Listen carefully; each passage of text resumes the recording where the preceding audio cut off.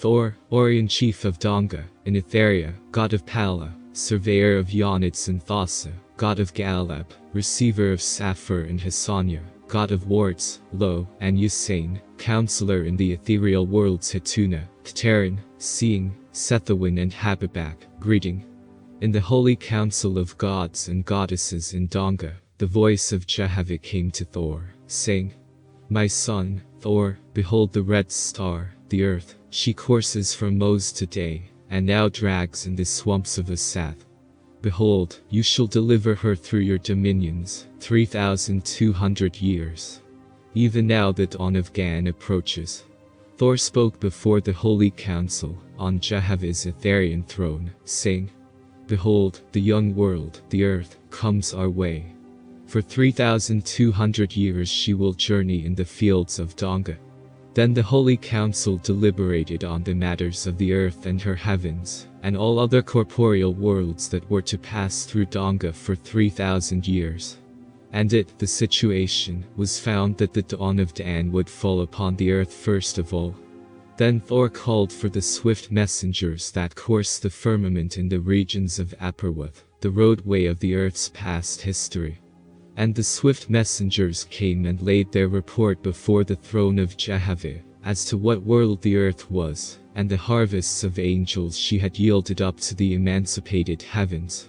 When their reports, the reports of the swift messengers, were finished, and deliberated on by the holy council, Thor, son of Yathai, said, For further knowledge as to the present condition of this world, the earth, it is my command, the command of Thor, that Yathai, god of Gamado, choose 1,000,000 volunteers, and, in an Ariada, proceed to the earth and her heavens to visit her god and lords, and ascertain, yes, determine, the condition of their angels and mortals, and report back in Donga. So, Yathai, god of Gamado, in Etheria, was appointed for this purpose, and he provided an Ariada, and took with him 1,000,000 Etherians, and proceeded to the earth and her heavens, as commanded. And Yathai came to the throne of God in Gao, in earth's atmosphere, and God sent his lords an invitation to come also. And 72 of them came. God said to Yathai, Behold, the earth and these atmospherian heavens are full of false lords and false gods. Yathai inquired how many there were. God said, More than 30,000 gods and 160,000 lords. Behold, in every great city on earth there is a false god or a false lord, and he has a small heavenly kingdom of his own, located on the earth.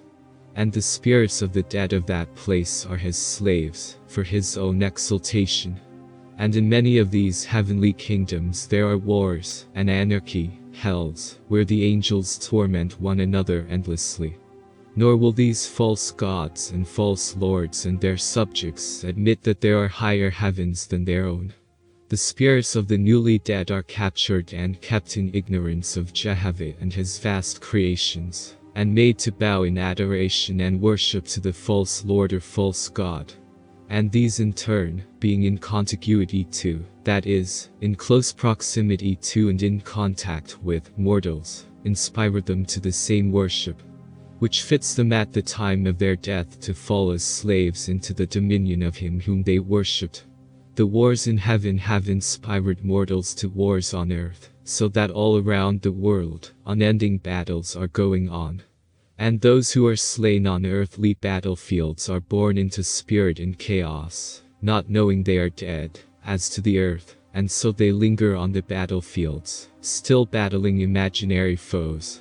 All over the earth these battlefields are covered with spirits in chaos, and with the spirits of druks, drudge, yaks and ground people, who know nothing more than the beasts in the field.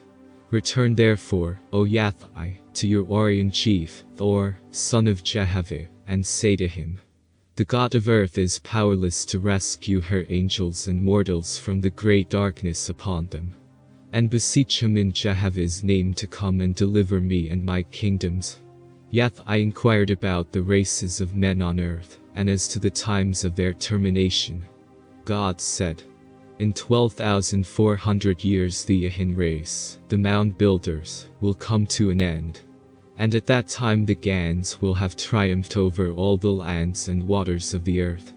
When Yathai had obtained the required information, and also learned the localities of the divisions of the earth and her heavens, he departed in his Ariada with his companions, and visited all the chief places, and then returned to Donga, in Etheria, before Thor, son of Jehavah, to whom he reported all he had learned as to the condition of the earth and her heavens.